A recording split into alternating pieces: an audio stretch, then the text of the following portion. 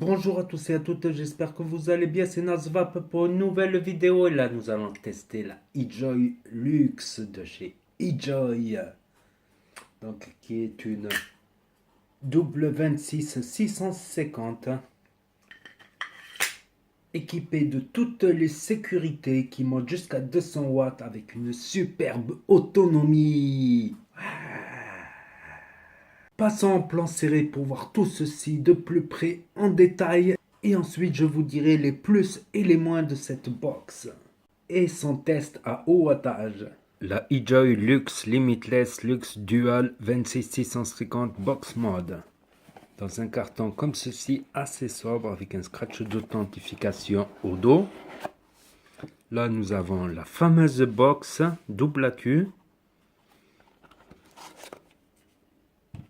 Sous la mousse, nous avons un carton. Nous avons deux adaptateurs pour pouvoir vaper avec des accus en 18650. Nous avons aussi deux autocollants assez sympathiques qu'on peut coller là ou de l'autre côté si l'on a envie. Une carte de garantie, un câble USB et enfin le manuel d'utilisation en anglais et en asiatique, en chinois. Et là, la fameuse box championne en puissance et en autonomie. Bon, vous verrez les trous d'aération et ou de dégazage. On voit l'accu de l'autre côté. Donc moi, ça me dérange pas. Et des gens, peut-être, ça va les déranger de voir l'accu. Ils vont penser que c'est pas flush visuellement. En dessous, des gravures. 215 watts maximum. Au-dessus, l'écran. Un pin 510 monté sur ressort, évidemment. Un bouton qui a un petit peu de jeu. Mais il n'a pas de jeu quand on le bouge. Il a du jeu que quand on le touche. Mais c'est pas trop gênant, franchement. Donc je l'ai prise pour l'autonomie et la puissance, et aussi pour accueillir l'Aromamizer 30 mm. Donc avec une capacité de 10 ml, il est archi flush. Donc il peut accueillir jusqu'à du 30 mm en étant hyper flush. Elle fait 10 cm de haut, 30 cm de diamètre et environ 6 cm de large.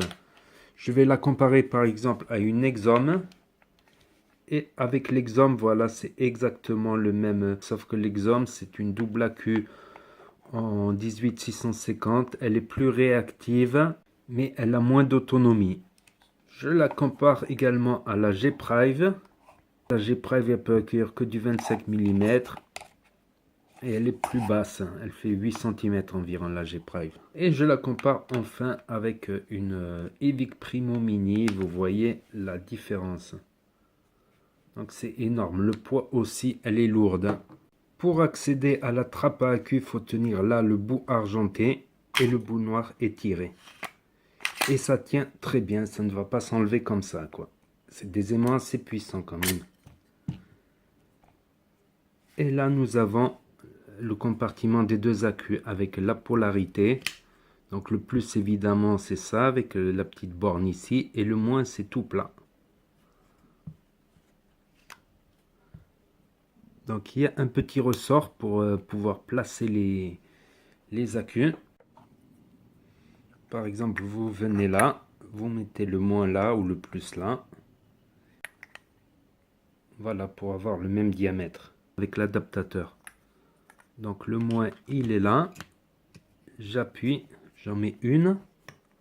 Voilà, si vous l'achetez sans accu, voilà, vous pouvez la tester avec vos...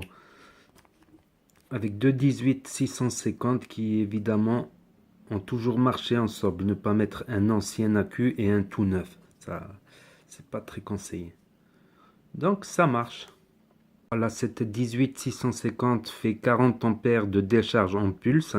Voilà, 3,7 volts, 4200 mAh, ce qui n'est pas mal en autonomie.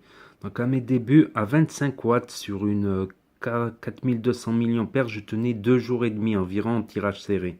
Entre 16 et 30 watts, on va dire. Le fait qu'il y en ait deux, on va pouvoir vaper à 200 watts au lieu de 80 ou de 100 watts. Mais les milliampères ne s'additionnent pas quand c'est en série. Quand c'est en série, c'est comme ça. Si ça aurait été en parallèle, il y aurait eu plus ici, moins ici.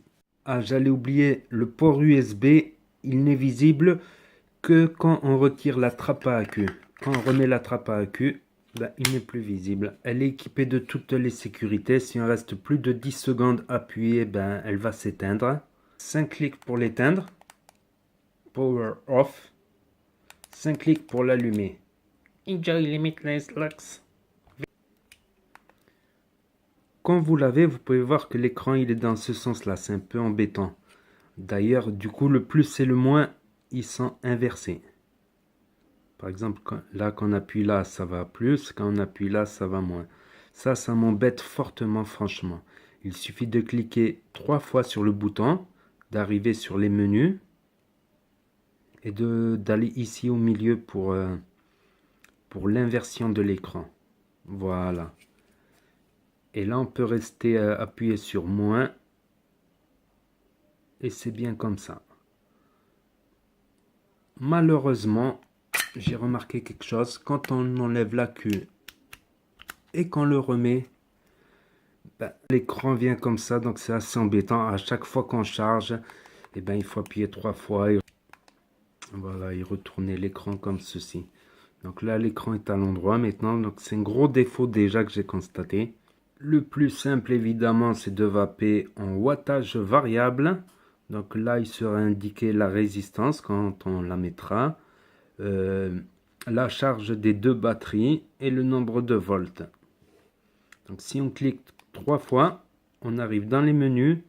Et là, nous avons le choix entre contrôle température nickel, titane et SS, mode power, retourner l'écran et le setup mode. Voilà, si on clique là sur S, contrôle température en acier inoxydable, ben nous avons là les Fahrenheit et en haut le wattage.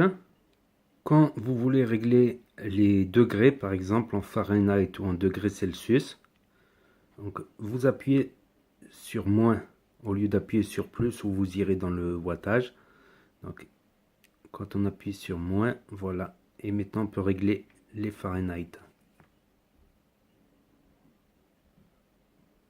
Quand on arrive à 600, il faut relâcher et recliquer et nous passons en degrés Celsius par exemple. Et on appuie sur Fire pour valider. Donc quand nous venons ici, c'est un preheat. Donc là c'est normal, si on va pas 60 watts, ben ça enverra 60 watts. Si on passe par là pendant une demi-seconde environ, je ne sais pas exactement, ben ça enverra un peu plus, ça enverra 70. Par exemple pour les coils qui sont très peu réactifs, qui mettent du temps, comme un diesel qui met du temps à démarrer. Donc voilà, soft et user. Et user, voilà, on a le choix de régler à sa convenance. Perso, si j'ai un col diesel, ben, je vais vaper plutôt sur ça. Je mettrai hard, je ne me prends pas la tête là-dessus. Et pour sortir de ce mode, il suffit d'appuyer sur Power plusieurs fois jusqu'à là, arriver à là. Et voilà, nous sommes revenus en contrôle température. Donc la voici, la voilà. Donc ça va peu bien.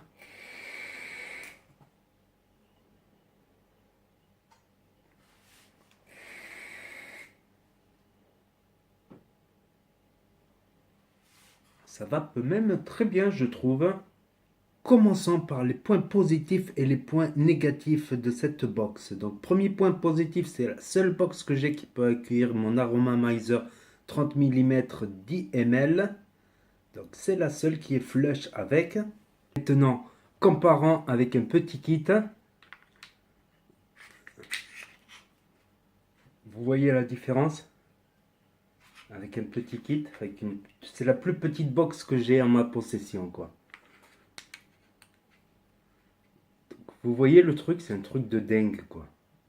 Même par rapport à une Evic Primo, par exemple, avec une sorte de Nautilus, eJoy Elf MTL. Vous voyez la différence? C'est énorme, tout simplement énorme. Le gros kit, quoi. Superbe autonomie. La prise en main, ça va. Franchement, j'ai pas à me plaindre de la prise en main, elle est grosse. Mais par rapport à l'Exom, que j'aime beaucoup, donc j'ai déjà l'habitude de l'Exom.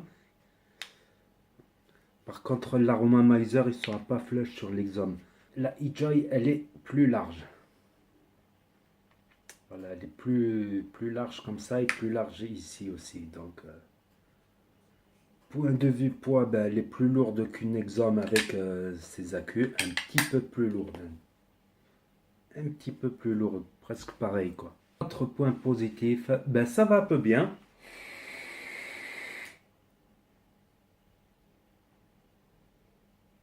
Ça va peu très bien même, donc pas de souci. Là, je suis à 120 sur le TV8 là, avec la résistance en 0,15, 120 watts, ça me convient.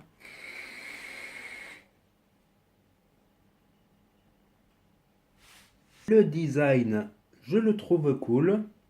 Après, on aime ou on n'aime pas. Ça, c'est comment dire, c'est subjectif. Ça relève du jeu. J'aime ou j'aime pas. Ça dépend des goûts et des couleurs de chacun, quoi. Moi, j'aime bien. Moi, j'aime bien. Ça va, ça passe.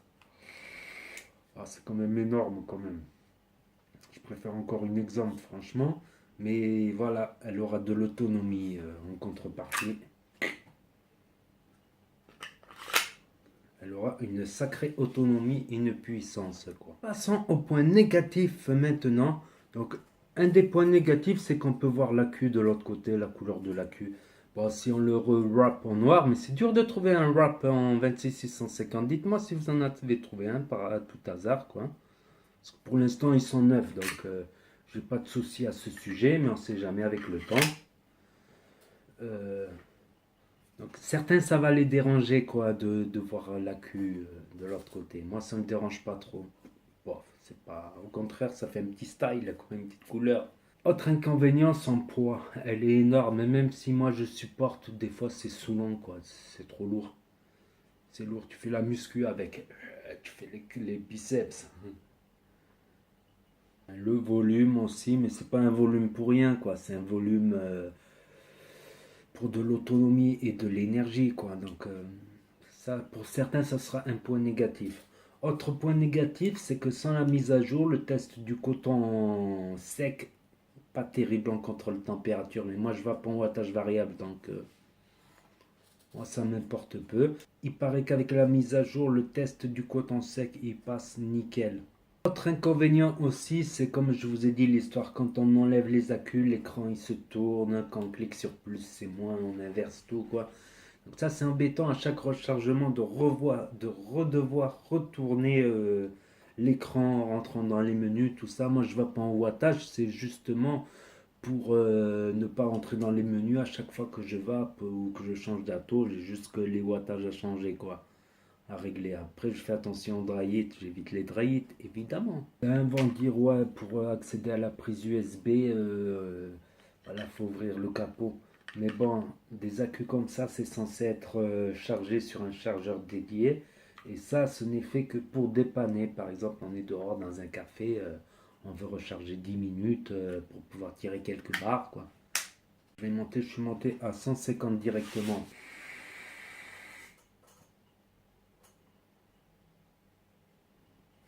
Monstrueux. Ah, là, à 170 watts, je crois que ça va être suffisant, 170 watts, c'est limite pour moi, quoi.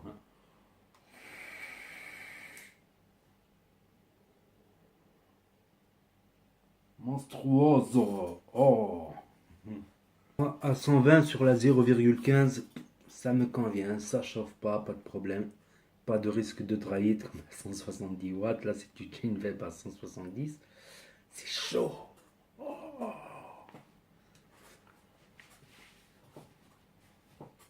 Vite, de la vape pour me calmer. Je vous l'avais dit. La vape, c'est bien pour arrêter les bugs. Des fois, j'ai des bugs. La vape, c'est magique. C'est toujours bien d'avoir ça sous le coude quand on a oublié de charger ses accus. Ça va peu bien. Rien de spécial à dire à part tout ce que je vous ai dit. J'ai rien oublié. J'ai bien le bruit, ça fait classe là. Je la mets comme ça et clac. La classe. Si vous souhaitez suivre mes vidéos, n'hésitez pas à vous abonner, à cliquer sur la cloche, à mettre des pouces bleus, à commenter et à partager. Et je vous dis à très bientôt les potos pour de nouvelles revues vidéo et tutos. C'était Nasvap et n'oubliez pas, N'oubliez pas que si le courant passe, ça va peu bien.